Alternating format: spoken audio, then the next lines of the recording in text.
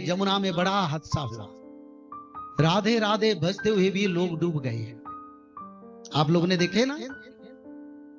और बड़ा भक्ति से वो भज रहे थे पर डूब गए, क्योंकि अच्युतानंद ने लिखे हैं युग अनुसार जो नाम है उस नाम मनुष्य को उद्धार करता है, जिसको कहते हैं युगावतार। इस समय कल्कि भगवान के नाम बड़ा शक्तिशाली है, तो इसीलिए राधा रानी नाम कृष्ण नाम तो मनुष्य को परमार्थ सब कुछ दे सकता है, पर इस समय जो ठाकुर जी अवतार हुए वो नाम बड़ा शक्तिशाली है।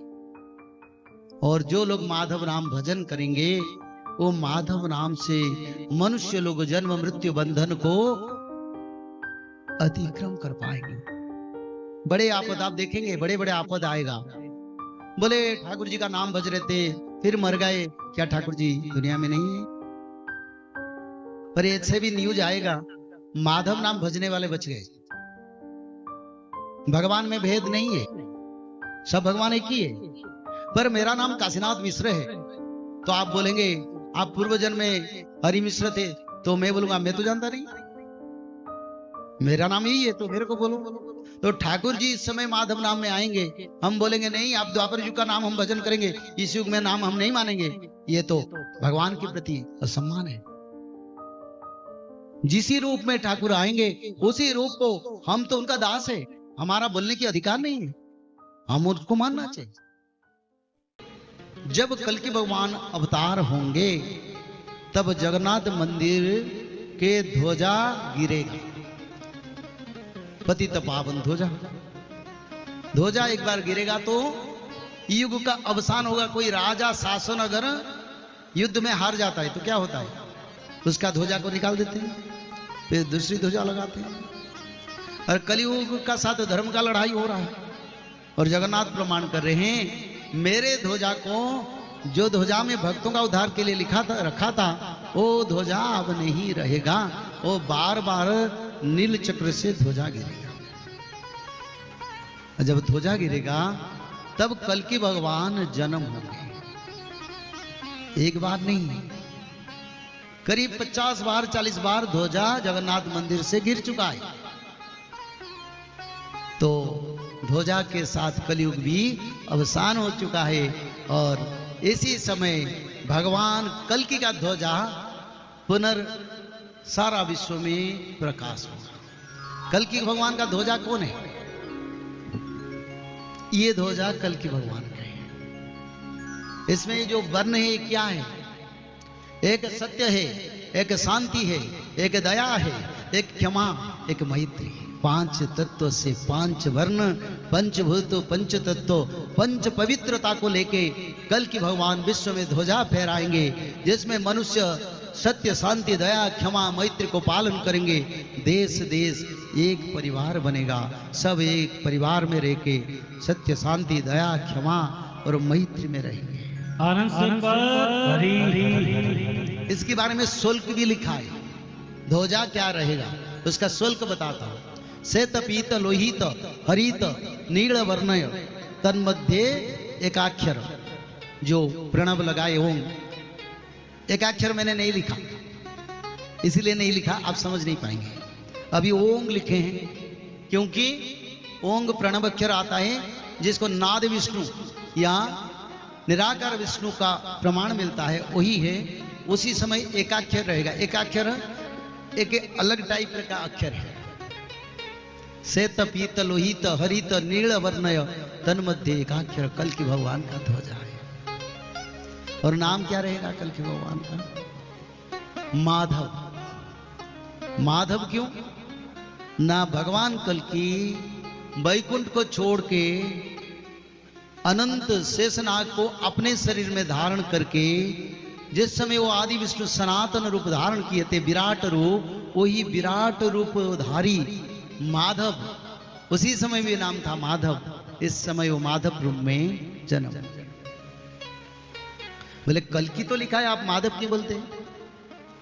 नहीं, प्रभु जी का उद्धार का नाम रहेगा माधव, बचपन में नाम रहेगा माधव, और जब वो भक्तों को उद्धार करेंगे उनके नाम रहेगा अनंत माधव। जब वो संहार कार्य करेंगे नाम रहेगा कल्कि। उसी समय वो घोड़े पर बैठ के 3 रात्र में मृच्छ शून्य करेंगे। मृच्छ शून्यांश पृथ्वी त्रिरात्रेण करिष्यति निर्मृच्छाणं मसुद्धा चांत दानम करिष्यति। ये कल्कि पुराण महाभारत में रचना है। उन समय मनुष्य लोग उनको कल्कि बोलेंगे। जब धर्म संस्थापना का काम अंत होगा तब वो सारा विश्व में राम राज्य प्रतिष्ठा करेंगे। उनका नाम रहेगा कल्कि राम। जैसे भगवान कृष्ण को ब्रज में क्या बोलते हैं? गोपीनाथ। द्वारिका में द्वारिकानाथ, और मथुरा में कृष्ण। ऐसे कल्कि का भी कई नाम है। उसी विचारधारा में कल्कि के नाम माधव नाम उद्धार करेगा। अब कुछ दिन पहले यमुना में बड़ा हादसा हुआ। राधे राधे भजते हुए भी लोग डूब गए। आप लोगों ने देखे ना। और बड़ा भक्ति से वो भज रहे थे पर डूब गए, क्योंकि अच्युतानंद ने लिखे हैं युग अनुसार जो नाम है उस नाम मनुष्य को उद्धार करता है, जिसको कहते हैं युगावतार। इस समय कल्कि भगवान के नाम बड़ा शक्तिशाली है। तो इसीलिए राधा रानी नाम कृष्ण नाम तो मनुष्य को परमार्थ सब कुछ दे सकता है, पर इस समय जो ठाकुर जी अवतार हुए हैं वो नाम बड़ा शक्तिशाली है। और जो लोग माधव नाम भजन करेंगे वो माधव नाम से मनुष्य लोग जन्म मृत्यु बंधन को अतिक्रम कर पाएंगे। बड़े आपद आप देखेंगे, बड़े बड़े आपद आएगा। बोले ठाकुर जी का नाम भज रहे थे फिर मर गए, क्या ठाकुर जी दुनिया में नहीं है? पर ऐसे भी न्यूज आएगा माधव नाम भजने वाले बच गए। भगवान में भेद नहीं है, सब भगवान एक ही है। पर मेरा नाम काशीनाथ मिश्र है तो आप बोलेंगे आप पूर्व जन्म में हरि मिश्र थे, तो मैं बोलूंगा मैं तो जानता नहीं, मेरा नाम यही है तो मेरे को बोलो। तो ठाकुर जी इस समय माधव नाम में आएंगे, हम बोलेंगे नहीं आप द्वापर युग का नाम हम भजन करेंगे, इस युग में नाम हम नहीं मानेंगे, ये तो भगवान के प्रति असम्मान है। जिसी रूप में ठाकुर आएंगे उसी रूप को, हम तो उनका दास है, हमारा बोलने के अधिकार नहीं है, हम उसको मानना चाहिए। तो इसलिए सबको माधव नाम। और सत्ययुग का महामंत्र क्या रहेगा, किस महामंत्र को भजन करेंगे उसको भी मैं बताता हूं। राम हरे कृष्ण हरे राम हरे कृष्ण हरे राम हरे कृष्ण हरे अनंत माधव हरे। राम हरे कृष्ण हरे राम हरे कृष्ण हरे राम हरे कृष्ण हरे राम हरे कृष्ण हरे राम हरे कृष्ण हरे। बोले सच्चिदानंद भगवान की। राम हरे कृष्ण हरे ये उल्टा महामंत्र, ये लिखा है। मेरा कुछ नहीं है, मैं तो भगवान का एक नौकर हूं। ना मैं किसी को शिष्य बनाया, ना मैं किसी का गुरु हूं, पर मेरे गुरु तो ठाकुर जी है। और मैं आया हूं इस युग परिवर्तन का प्रचार करने के लिए, क्योंकि 2032-34 में सत्य युग आने वाला है।